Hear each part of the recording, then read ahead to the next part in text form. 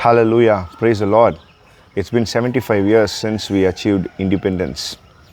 And I think we really need to thank God for living in a free country, or at least theoretically it is free. And this year, the Narendra Modi government, they said that this year's Independence Day celebrations will be centered around the theme, Nation First, Nation Always. And it sparked the interest in me, Nation First, Nation Always.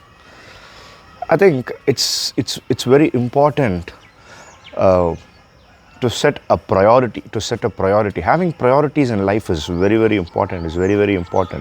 And this theme, especially the Olympians, whoever won a medal, were invited for this special Independence Day program.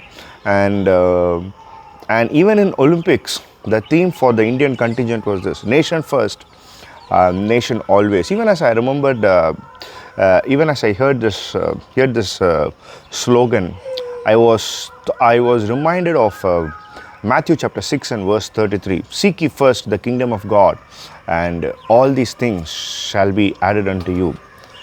Nation first, nation always. Yes, maybe that works for the country.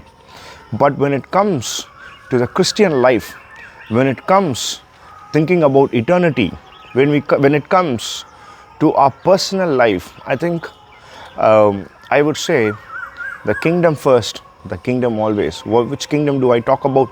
I talk about the kingdom of heaven, the kingdom of God. And it is very important, just like how today's Indian government has put up a beautiful theme, Nation First, Nation Always. I think let us make this as a priority. The kingdom of God should be the first in our life. The kingdom of God should be the everything of our life. The kingdom of God should be the everything of our life. You know, when we come into that kingdom concept, only then all the grudges that we have, the enmity, whatever you can add up to it, the hatred, everything will go off. Because the kingdom people are different. The kingdom people are different. They behave differently, they work differently, they live differently. You know that is why in Romans chapter 12 verses 1 and 2 it says, do not live according to the patterns of the world. What does it mean? You have a style. You have a kingdom style. Live according to it. One of the most beautiful things, when I was reading the Gospels about the denial of Peter. When Peter went and sat among the women and those who were sitting outside the court where Jesus was on trial, the people who saw Peter, they said like this: hey Peter, I know you also belong to that man, because the way you speak, your speech is showing that you also belong to that group. You know, Peter here was denying Jesus. He was cursing, was abusing, saying, I do not know that man. But still, the words that he used, the way he talked, the behavior, his slang, everything revealed that he was in Jesus' company.